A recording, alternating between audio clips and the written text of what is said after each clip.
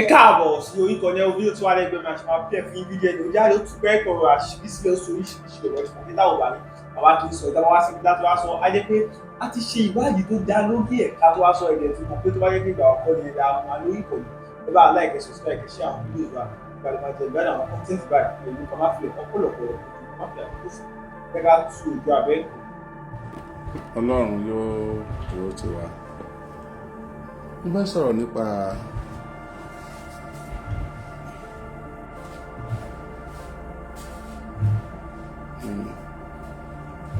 ọ̀rọ̀ tó ń jà rìn tó ń lọ nígboro tó sì ń mi ìlú títì.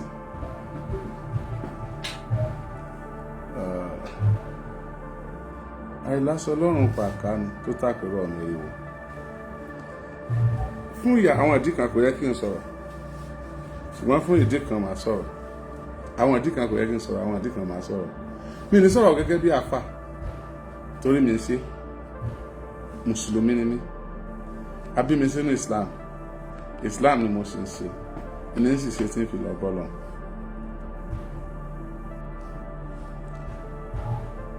Ó yẹ kó máa dùn yàn tí yàn bá rí àwọn kankan tó ń ṣẹlẹ̀, ṣùgbọ́n tó bá ti sọ tẹ́lẹ̀ tó dẹ̀ ti sọ stáàdì tẹ̀ pé pẹ̀lú tó ń ṣẹlẹ̀ yìí ohun tó likely kó padà ṣẹlẹ̀ ni yìí o, irú ẹni bẹ́ẹ̀ kò yẹ kó ní dùn. Máa sọ àwọn àdìsí kan, ṣùgbọ́n tí mo bá tiẹ̀ mọ̀ bí mo ṣe lè sọ gangan ní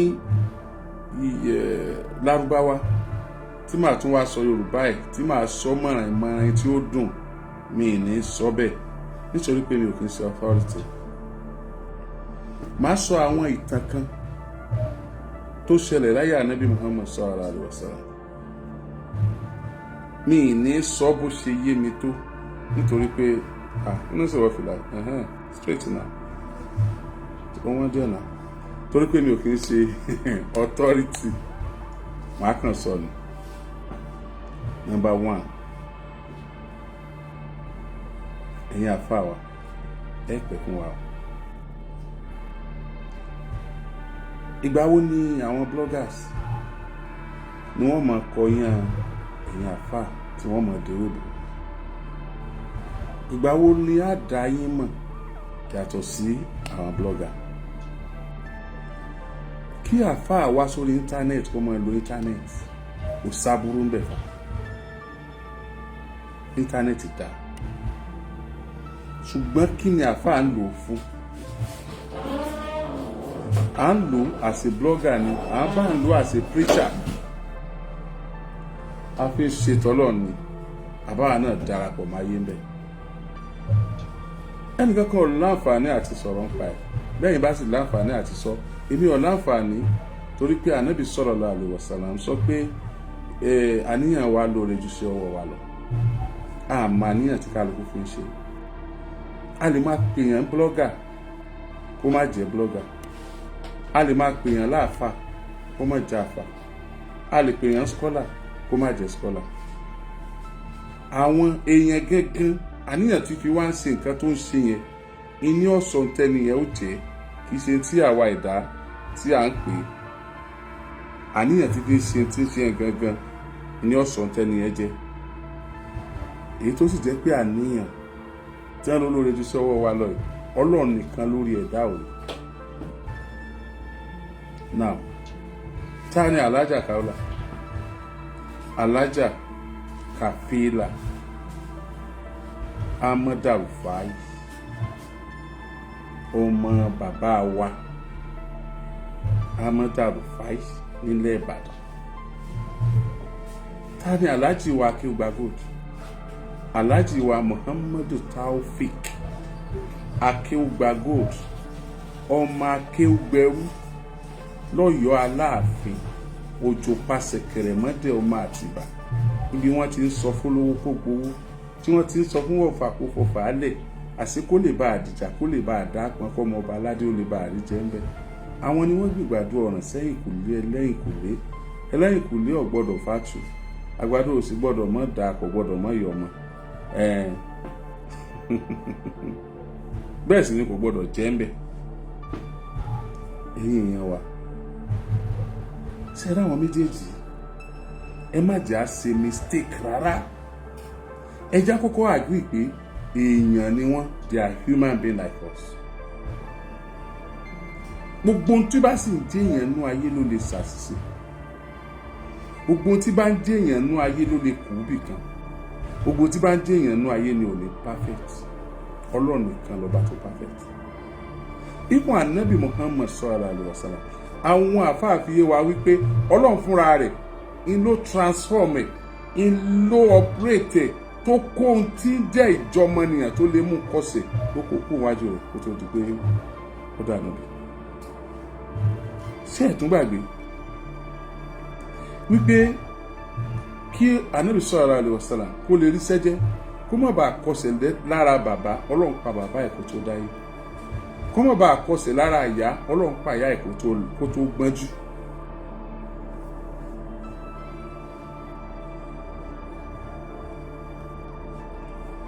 Èèyàn tẹ́ ẹ̀ expect kó wà bí áńgẹ́lì yóò mọ sẹ́yìn ní gbogbo ìgbà tí ó bá ṣe bí áńgẹ́lì ni. Sáńgẹ́lì ní Kawulat, sáńgẹ́lì la kí ó gba góòdì ni, sáńgẹ́lì là wà ní. Ọlọ́run nìkan ló pé tán.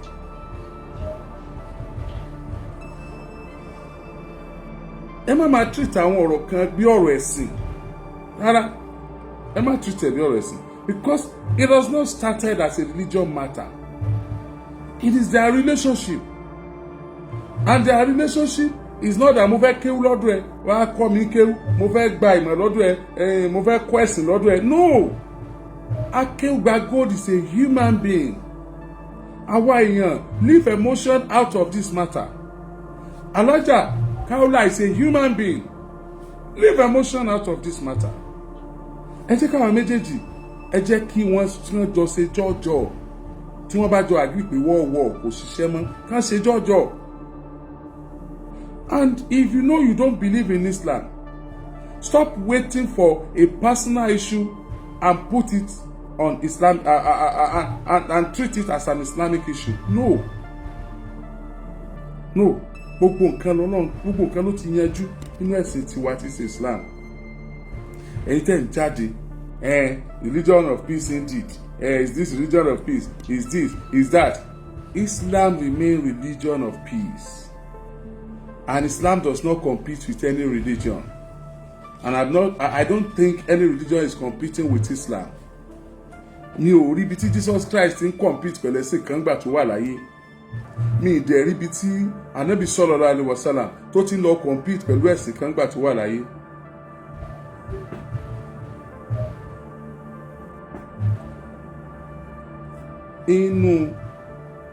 Nígbà tí àwọn káfìrí wá bá Ànábì Muhammad sallallahu alaihi wasallam pé tọ́ jẹ́ àjọ máa ṣẹ̀sìn rẹ̀, tá a bá jọ ṣẹ̀sìn rẹ̀ díẹ̀ ká tún jọ ṣe ẹ̀sìn tiwa náà.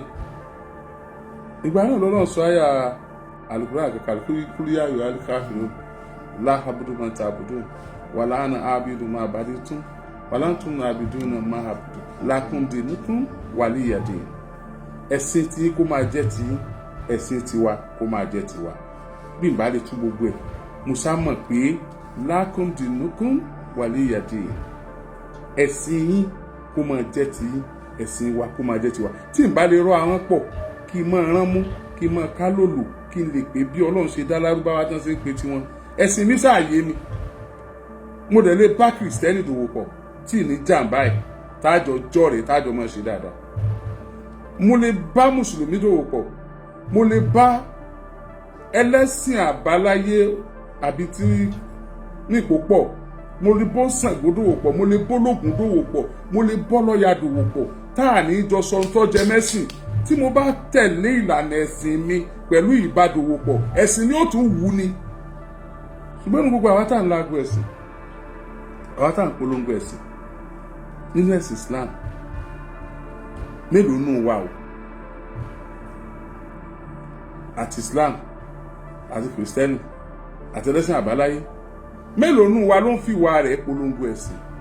Irọ́ ni. A máa ka ìtàn ìgbésí ayé Ànábì sallallahu alaihi wasallam tó ń fúnra rẹ̀ sí dáadáa tó sacrifice so many things because of the religion tó yẹ pé ìgbé tó ké tó fi kú ìjọ mi ìjọ mi ìjọ mi ìjọ mi ó ń wò pé ìjọ mi tó ń bá lọ tán tó fi jáde láyé a wà máa fi tiẹ̀ bára wa sọ̀rọ̀ ok ẹ jẹ́ á lò wá Oríyọmí bára wa sọ̀rọ̀ ẹ jẹ́ á lò wá ẹnìkọ̀ọ̀kan nu wa bára wa sọ̀rọ̀ sálá sọ tán lànàbì sọ bàyé jẹ́ lànàbì sọ ní jìbìtì lànàbì ṣé a kó imí ẹṣin sílé ẹran lànàbì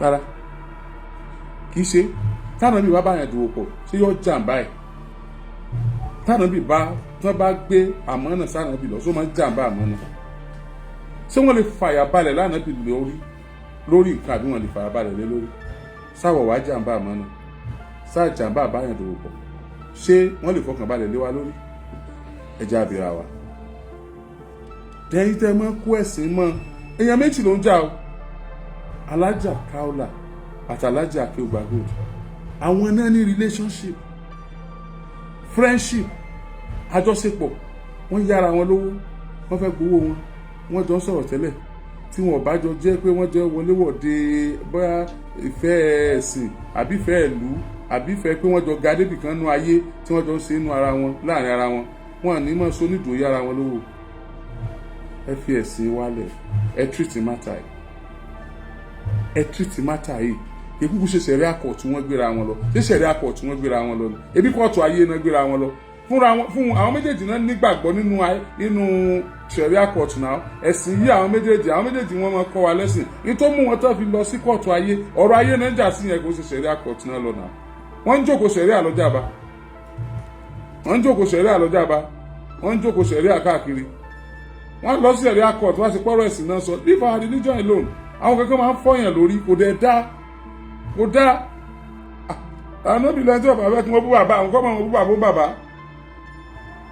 nítorí ọ̀bà ti fẹ́ kí wọ́n bú bàbá àwọn kọ́ mọ̀ wọ́n bú bàbá bàbá ẹ jẹ́ ká address matter yìí leave religion kò sí tó burú ká bá Alhaji Kewugba Gold sọ̀rọ̀ Saheed Òṣùpá ìgbà téèyàn ṣẹ̀ tí ó sì fẹ́ tẹ̀lé òfin orílẹ̀-èdè Nàìjíríà ó gbé ẹni tó ṣẹ̀ lọ sí ilé ẹjọ́ ó detain ẹ tó ṣẹ̀ àwọn èèyàn dẹ̀ bẹ̀ Saheed Òṣùpá sì gbà pé ok nígbà tán ti bẹ̀ mí ó ti tán mo sọ ọmọlúwàbí mo kú òun bẹ̀ yá ó dẹ̀ kú òun bẹ̀ ó dẹ̀ release ẹni yẹn lọ ẹni yẹn ṣe dáadáa sí lẹ́yìn ìgbà yẹn kò ṣe dáadáa sí lẹ́yìn ìgbà yẹn kò sẹ́ni tó béèrè mọ́ ó dẹ̀ láyé ẹ lọ ẹni yẹn náà láyé ẹ lọ Saheed Òṣùpá is a Muslim ọmọ tó bá jọ nìkan náà àmẹ́sìn ẹ̀ àmọ́ tí kálukú ń ṣe so ẹkúnrẹ́tà treat wọn ní bọ́lọ̀ ṣe dá wọn why religion why the religion why ẹ fẹ̀sìn ilẹ̀fẹ́ lẹ́sìn ẹ jẹ́ kálukú ọmọ ìláyé ẹ̀ lọ èyí tí àwọn èèyàn bá ti ń ṣẹ̀ ẹ bá wọn wí pẹ̀lú tẹ́ fi ṣẹ̀ lódodo àwọn méjèèjì jẹ́ ẹlẹ́sìn tó gbé ẹ̀sìn lọ́wọ́ so I expect àwọn nǹkan kan lọ́dọ̀ àwọn méjèèjì disappoint ara wọn disappoint wa kò yẹ kó tó bẹ́ẹ̀ yẹn kankan oríṣiríṣi lẹ́ ń sọ bọ́ ẹ má fẹnu àbùkù sọ̀rọ̀ ẹ̀sìn kankan ẹ má fẹnu àbùkù sọ̀rọ̀ Islam ẹ má fẹnu àbùkù sọ̀rọ̀ Kristẹni ẹ má fẹnu àbùkù sọ̀rọ̀ ẹ̀sìn kankan ẹ jẹ́ kálukú máa ṣẹ̀sìn ẹ jẹ́ máa treat àwọn ọ̀rọ̀ tó bá wà ńlẹ̀ ní bẹ́ẹ̀ Alhaji Kewugba Gold nínú bóyá àwọn èèyàn ti bẹ̀yìn ṣáájú àkókò yìí lákọ̀ọ́kọ́ kí n tó bẹ̀yìn kíní kan máa ń bí èmi inú tó máa ń dùn mí personally tí mi ò dẹ̀ lè help ẹ̀ téèyàn bá ṣẹ̀ mí àbí èèyàn ṣàbúrú fún mi tí wọ́n wá ẹjọ́ tó ẹ kúrò lórí ẹ̀ kálukú ń lọ kí wọ́n bà mí inú jẹ́ kì í jẹ́ kọ́rọ̀ yẹn ó tètè tán nù mí ṣùgbọ́n tó wá jẹ́ pé ìmúṣẹ ni ẹ dá mi lẹ́bi tó wáyé pé mi mú ṣẹ̀ jẹ̀bi lójú ẹni yẹn tó wáyé pé mi mú jàre náà ẹ dá mi láre ẹ dẹ́ni ẹlẹ́bi lójú mi ó ti tán ṣùgbọ́n ká máa fọwọ́ bu ọ̀rọ̀ ẹ ṣáàjà kúrò lórí ẹ̀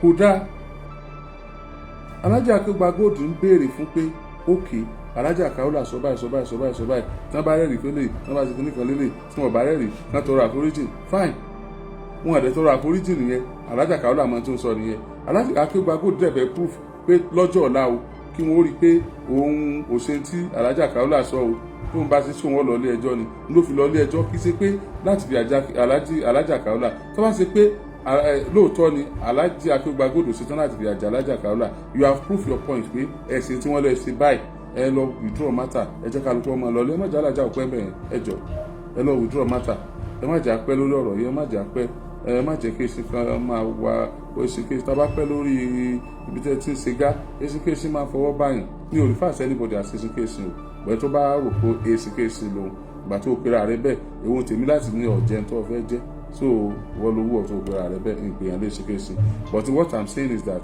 Alhaji Akeugba Gold you have proved that nta Alhaja Kawulat sọ kò rí bẹ́ẹ̀ ẹ sọ̀rọ̀ kan ẹ ní pé tí wọ́n bá lọ mú rẹ́kọ̀dù yẹn jáde lọ́jọ́ ọ̀la ńkọ́ pé kí ni àwọn ọmọ yín àtàwọn ọmọ yín generation tó ń bọ̀ kí ni wọ́n máa sọ now àti rí tí àwọn ọmọ yín àtàwọn ọmọ yín tí ń bọ̀ lọ́la ó máa sọ àti pé ẹ fọwọ́ lẹ́rán torí pọ̀rọ̀ yẹn ẹ ṣe ẹ fi lọ ilé ẹjọ́ nígbà àwọn evidences ọ̀la náà ẹ ní parẹ́ èmi náà ò ní parẹ́ Alhaja Kawulat náà ò ní parẹ́ gbogbo àwọn tó ń gbọ́ wa náà ẹ̀yin náà ò ní parẹ́ àwọn evidences tẹ́ mú ta náà lélẹ̀ tèmi náà sọ àti tí gbogbo àwọn èèyàn ti ń sọ I am begging you ẹ mọ̀ pé mo dá sọ̀rọ̀ yìí ẹ mọ̀ pé mo dá sí ẹ dẹ̀ mọ̀ iye wákàtí tèmi àti ní fìjọ sọ̀rọ̀ láàrin òru lórí ọ̀rọ̀ yìí gbogbo tẹ́ dẹ̀ sọ náà kò sí nǹkan tí kò sí ń bẹ̀ mo pe Alhaja Kawulat náà I thought she was not in the country that time but there's nothing I could do bàbá ìmáàmù Ìbàdàn àwọn náà gbìyànjú àwọn èèyàn ńláńláńláńlá àwọn náà gbìyànjú fine Ọlọ́run ti ní sórí bó ṣe rí ẹja kò lórí ẹ̀ pátápátá ẹja kò lórí ẹ̀ oníkálukú máa láyé ẹ̀ lọ Alhaja Kawulat káwọn náà má bínú Alhaji Akeugba Gold káwọn náà má bínú ẹja kò lórí ẹ̀ ká kò lórí ẹ̀ ká fi ẹ̀sìn ṣe ìdìbò ìta fi máa ń stress ọ̀rọ̀ tó ẹ̀sìn yẹn gan ó ti pọ̀ jù and stress ẹ̀ gan wagun òfẹ́ àfẹ́ lálàáfíà mọ́ lọ títí bá a ṣe ń stress ẹ̀sìn yẹn ẹ jẹ́ ká lálàáfíà let's have peace jẹ́ ká lálàáfíà láàrin ara wa mi ò sọ pé ẹni tí wọ́n bá ṣẹ̀ kó má bínú Christians ni kan ṣẹ̀yàn kó má bínú pé ó yẹ kó bínú kó má bínú you know me I won't take that tí mo bá ti sọ bí tá a bá ti sọ náà ló ti tán I don't have any space here in my heart to keep grudges but you will not go I will spell it out for you before you leave me so if you like take it if you like don't take it anybody there mọ ibi tó lè gbọ́rọ̀ gbà tọ́rọ̀ bá dùn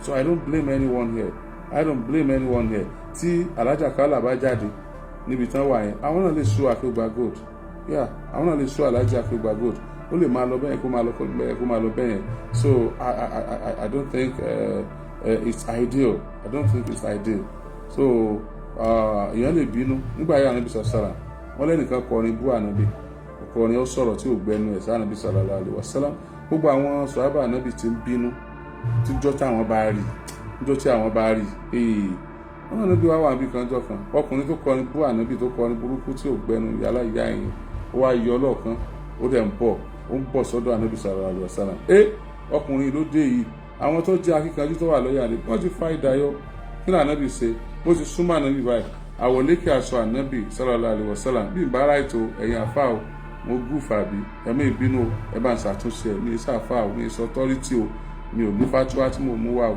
wọ́n lọ Ànábì sallallahu alaihi wasallam dẹ̀ bọ́ aṣọ bóyá àwọ̀lékè aṣọ ẹ̀ wọ́n ló dẹ̀ dáàbò ẹni yẹn ó sáré daṣọ yẹn bò wọn àdẹ ní máa na onítọ̀hún wọ́n máa naṣọ Ànábì mọ́ lára for that reason wọ́n kálukú kí da ẹ̀bà pọ̀ ó wá ṣẹ̀ṣẹ̀ tó ń kọrin tó fi yin Ànábì sallallahu alaihi wasallam kí ni mo fẹ́ ká mú yọ bí tí kì í bá ṣe pé ìbínú wà nígbà náà Ànábì ò ní sáré daṣọ ẹ̀ bò ó mọ̀ pé tí wọ́n bá ṣẹ̀yàn èèyàn ó bínú ni Alhaja Akeugba Gold ọba bínú àwọn ọmọ wọn wọn máa rìn pẹ̀lú ìtìjú inú wọn máa bàjẹ́ Alhaja Akeugba Gold ọba Alhaja Kawulat tí wọ́n bá sọ̀rọ̀ yóò máa dùn wọ́n wípé wọ́n ṣerú nǹkan báyìí fún àwọn so àti Alhaja Akeugba Gold àti Alhaja Kawulat ẹ má gbàgbé pé ẹ̀yin méjèèjì ọmọlúàbí ni yín láwùjọ tẹ́ẹ̀dẹ̀ jẹ́ àmúyangàn ẹ̀yin méjèèjì náà lè ń kó ìyà Agodi nígbà wọ́n ti mú Agodi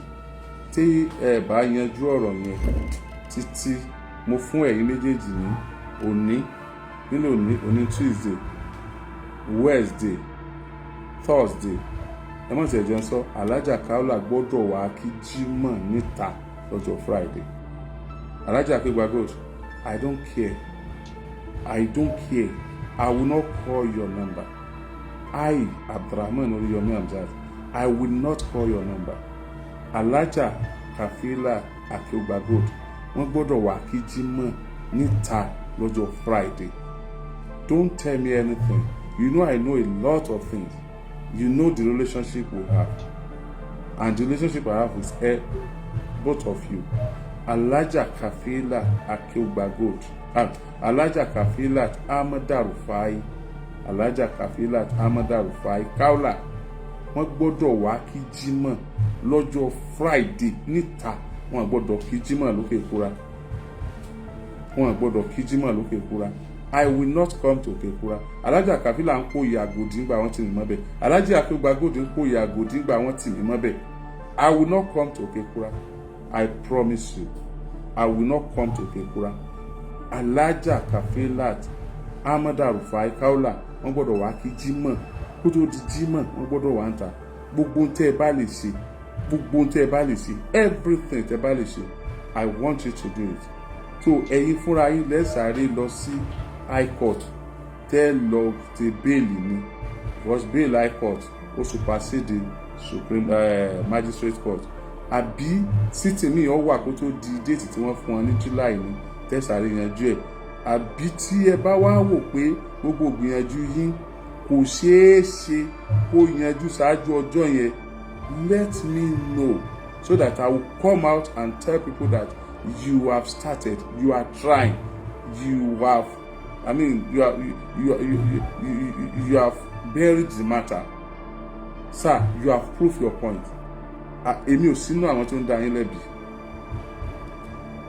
Ẹnikẹ́ni tí wọ́n bá lè ṣẹ̀ tí ò bínú alábòsí èèyàn. Ẹnikẹ́ni tí wọ́n bá lè ṣẹ̀ tí ò bínú ẹ sá fún ẹni bínú.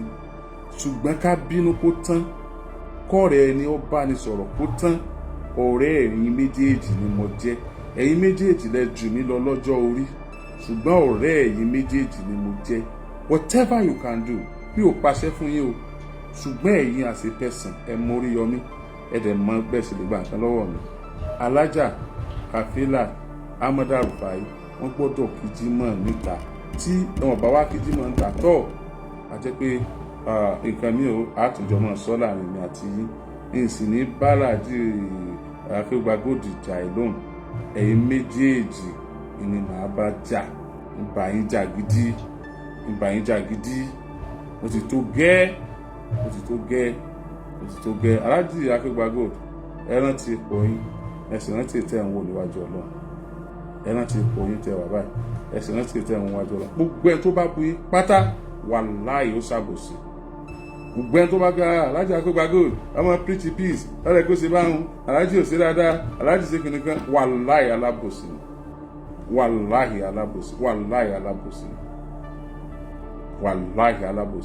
gbogbo ẹni tẹ́ ń bú wọn wàláhì ẹ má ṣe bẹ́ẹ̀ o wàláhì gbogbo ẹni tẹ́ ń bá Akeugba Gold wàláhì ẹ má bú ẹni tẹ́ ń bá Alhaja Kawulat wàláhì ẹ má bú ẹ mọ̀ tí nígbà tí wọ́n jà làmọ́ tí ń bẹ láàrin wọn nígbà wọn ò tí ì jà àmọ́ tí ń bẹ láàrin wọn nígbà ọ̀rọ̀ wọn wọ̀ wọ́n lè ti jọ sọ̀rọ̀ mi rí nígbà ọ̀rọ̀ wọn wọ̀ wọ́n lè ti jọ sọ̀rọ̀ rẹ rí nígbà ọ̀rọ̀ wọn wọ̀ wọ́n lè ti jọ dọ̀wọ́ ẹ̀kẹ́ bóyá wọ́n rẹ́rìn wọ́n sọ̀rọ̀ rẹ́rìn nípa ọ̀rọ̀ mi àti ẹ̀ 12 million naira máa dúró ẹbí tọ́lá ni tẹ́bí mi bá gba 200,000 nìbàdàn lónìí wàláhì wọn ní sínú àwọn tó ń sunkún kí mi kéèyàn kan tó lè dúró ká sì kólẹ̀ pé a kó fọ́kọ rẹ̀ nítorí pé ó dúró ó tọ̀ ń dà lọ́wọ́ wa ni wọ́n jọ dà lọ́wọ́ ara wọn nípa ẹ má dá sí ní tí ọkàn yìí ọ̀rọ̀ sòro dá sí o àdánwò social media tí mo wá sọ ọ́nbẹ̀ ni pé anybody ní ọmọ bọ́ta yóò kàn máa sọ̀rọ̀ ẹlòmíì tí kò lè dá mùsùlùmí lè rẹ̀ control ó sì mọ control bàbá wọn bàbá yóò mọ sọ̀rọ̀ burúkú sẹ́ni ẹlẹ́ni wọ́n á máa wé brain wa tọ́lọ́n ti dá tọ́lọ́n ti direct ẹlòmíì ọ̀jáde yóò mọ advice wa Alhaji Oriyomi ẹ má ṣe báyìí o Alhaji Oriyomi ẹ ṣe báyìí o ọ̀rẹ́ yìí ni mí o kìnnìkan yìí ni ó sì bu ohun tọ̀ ní ó sì pe àìlọ́ rẹ̀ Alhaja Akeugba Gold ẹ ṣe àṣebáhùn Alhaja Akeugba Gold ẹ̀dá Alhaja Akeugba Gold ẹ̀sìbá ànábì lẹ́ ń tẹ̀lé Alhaja Akeugba Gold ṣe bí kìnnìkan Alhaja Akeugba Gold ṣe bí kìnnìkan wọn ò bá fi irú èyí lọ́wọ́ ìwọ àgbà kọ́ bọ́ta kọ́ máa sọ̀rọ̀ burúkú sórí Yọ̀mí òní ọ̀fọ̀ lẹ́nu. Alhaja Kawulat ti lè sọ̀rọ̀ jù, Alhaja Kawulat dá, Alhaja Kawulat ṣe báyìí, Alhaja Kawulat kìíní kan. tí o ti ń dúró de kí Kawulat ṣubú tẹ́lẹ̀ kó fi ṣe ẹ̀yẹ ni o ti ń dúró de Kawulat ṣubú kó fi ṣẹ̀sìn ibi Kawulat kù sí tó ń bú sí nu ẹjọ́ òlọ́lọ́ bá rí tó sọ fún tó ní ọgbẹ́nu ẹ̀sọ́ wọn ò fẹ́ rí ọmọ inú ayé tó fi lẹ́ excuse láì sọ pé Kawulat dá ẹni bí Kawulat ibi wo ló ṣe sí ọ ní àbí kò sí nǹkan kan láàrin wọn Kawulat sọ̀rọ̀ ìjà ló dé fa sẹ́ńtà lè kú náà méjèèjì bẹ̀rù Ọlọ́run o kó tó dá sọ̀rọ̀ lọ́rọ̀ o àdánwò social media àwọn tí ẹ lè rí lójú ayé báyìí kẹ́ ẹ dúró kí wọn tẹ́ ẹ dọ̀bálẹ̀ tẹ́ ẹ bá búbú tẹ́ pé bílẹ̀ ẹ bá tún jì sí ẹ̀fẹ̀ wọnú ẹ̀ ẹ sì máa sọ̀rọ̀ burúkú sí wọn lórí social media anybody can just talk wá gbé fóònù wájú mo ṣe gbé wájú yìí gbogbo tó wá bá lẹ́nu náà mọ̀ sọ unscripted word àwọn ọ̀rọ̀ tí ò bá làákà ìmú ń dẹ̀ mọ̀ sọ ẹlòmíì iwájú ilé ọtí ni ó dùn sí yóò ti mú tí yóò mọ advice èèyàn gidi tó ní làákà ẹ̀ ẹlòmíì gbogbo tí bá ń ṣe òun gangan tí bá jànú ayé ẹ̀ tí òjò ní làákà ẹ̀ yóò sì mọ fi bá yẹn gidi sọ̀rọ̀ ayé ìṣe àríbá ìgan àdánwò social media nípa enough is enough bó ṣe ọgbọ́ta èèyàn méjì já òun bú Islam ọmọ kálíbà àwọn èèyàn tó wà ní Islam ó ti bú àwọn èèyàn tí tó jẹ́ pé kò yẹ kó o pilẹ̀ bú rárá èèyàn méjì já òun bú Christianity ọmọ kálíbà àwọn èèyàn tó wà Christian ó ti bú gbogbo èèyàn tí ò yẹ kó o bú láyé èèyàn méjì já òun bú ẹlẹ́sìn àbáláyé kí ló wà ní Islam tí ó sì ní ẹlẹ́sìn àbáláyé àní professor ní Islam professor ń bẹ́nu ẹlẹ́sìn àbáláyé àní doctor nínú Kristẹni doctor ń bẹ́nu ẹlẹ́sìn àbáláyé àní professionals nínú gbogbo ẹ̀sìn. So what are you telling me? If your own religion is superior, follow your religion, leave every other people's religion. Tẹ́nìkan bá kówó rẹ̀ lọ gbalẹ̀ ibi òwú ló kó lọ́hùn tẹ́nìkan bá kówó rẹ̀ lọ Saudi ibi òwú ló kó lọ́hùn wọ́n kò kówó fún lárúbáwá sí bàbá àti ẹni kó wá kó fún. Let everybody follow his or her beliefs. Religion has to do with belief, and belief is not faith. The belief is in. Even ní sense gan. How can you be altering someone else's belief? What is giving you problem about my belief? What is giving me problem about your belief? And that is why we are where we are today. That is why we are here. We don't need it. We don't need it at all. Doesn't worry. Ẹ̀sìn tó ẹ gbọ́dọ̀ ní ó fún wa reward tí kì í ṣe èèyàn. O lè kírun fẹ́ kú kọ́lọ̀ mọ́ wù ẹ́. O lè lọ chọ́ọ̀chì kó dèkúté chọ́ọ̀chì kọ́lọ̀ mọ́ rí etí ẹrù. Èèyàn kankan lè ti mu tí yóò kó ti ṣe kúṣe kó kàn wọ́n ń gbọ́dọ̀ gbọ́dọ̀ kan Ọlọ́run dẹ̀ máa bless ẹ̀. Ó yá dẹ̀ lọ́rùn wò. What is it? The way of God is more complex than what we are saying. Leave any other religion. Jẹ́ ká lùkú sẹ̀sìn ẹ̀. Ẹ bá yàn wí ẹ bá wí ẹ fẹ̀sìn lẹ̀. Ẹ fẹ̀sìn lẹ̀. Àgùnlé ayọ̀ Ọlọ́run ó ṣàánú wa Ọlọ́run ó gbàdúrà wa mi ò ṣàfà mi ò ṣe pastor mi ò dẹ̀ ṣe olúwo. I am a human being that believes so much in humanity. Whosoever you are, whatever beliefs you have, I am Abdurrahman Oriyomi Hamzat. I believe so much in humanity.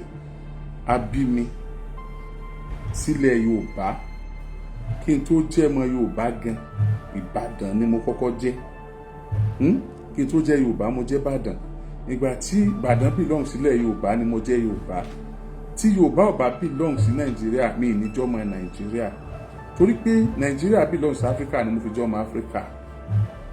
You got it? You don't get it? Forget about it. Máṣọ òyìnbó ìwọ̀nù Ọlọ́run. Máṣọ òyìnbó ìwọ̀nù Ọlọ́run. Iṣẹ́ rẹ̀ ò ní dàrú o, ọ̀nà rẹ̀ ò ní dàrú o, ó túbọ̀ ọmọ ga ní lágbára Ọlọ́run. Mo dúpẹ́ o, àpọ́nlé tó pọ̀ Ọlọ́run bá ń ṣe fún ọ náà. Gbogbo ẹ̀yin tẹ́ ẹ wo Máṣọ òyìnbó mi, ẹ lọ wò ẹ lọ bá ń tún wò, ẹ wò dáadáa. Á gbìyànjú, ṣùgbọ́n kí n láti ṣe fún yẹsà, kí n láti ṣe fún òkè, kí n láti ṣe fún no. Ògìdán fẹ́ lè bọ́ orí stage lọ ojú ẹ̀ pọ́n kankan èkó ní chelsea tá a bá gbà náà lágbà lọ́lé Máṣọ òyìnbó fún mi 500,000 ó ní kí n fi kún àwọn tí mo gbé lọ́wọ́ bí ìtì ẹ̀ gbá 1 million ó sàfún mi 500,000 ó lè mọ́ sọ bẹ́ẹ̀ bá gbọ́ fún mi o he gave me money mi gbé mọ́tò wálé ni mo ságbówó wálé gbogbo ẹ̀yin tẹ́ ń fi mí ṣe ẹ̀yẹ ẹ lọ wò ẹ pàtẹ́wọ́ fún mi mo sáàgbà Yorùbá bí ìbá èbó sáwọ nílé sáwọ kọ̀rọ̀ ẹ̀kẹ́ mi ìgbà táwọn kan sọ pé àwọn tó ń ṣe Yorùbá ò kì í gbé èbó láwọn náà ni a máa ṣe èbó díẹ̀díẹ̀ èbó ọ̀hún tún kú bá wa Yorùbá mo ṣe ní yunifásitì tilẹ̀ Ìbàdàn àṣìgbodò mo sì láìkì Yorùbá ṣùgbọ́n kí ni wàá sí fẹ́lẹ́ dáa mi báyìí pẹ̀lẹ́ ògìdán ẹ ṣé mo dúpẹ́ o Ọlọ́run dúró tì yín o ẹ̀yin tẹ́ ń wò mí ẹ jọ̀ọ́ ẹ darapọ̀ mọ́ mi tẹ́ bá wà lórí Twitter Oriyomi Hamzat __ ló parí ẹ̀ Oriyomi Hamzat _ òun ni àdírẹ́sì mi lórí Twitter ẹ jọ̀ọ́ ẹ follow mi Oriyomi Hamzat _ ẹ ṣé God bless you mo ti verify ó ti wà verified Oriyomi Hamzat _ Facebook mi náà ti gba blue tick so méjèèjì ní ìsìn èmi náà mọ̀ jẹ́ bẹ́ẹ̀ Oriyomi Hamzat _ on Twitter Facebook mi náà tẹ́ bá sí follow wa God bless you.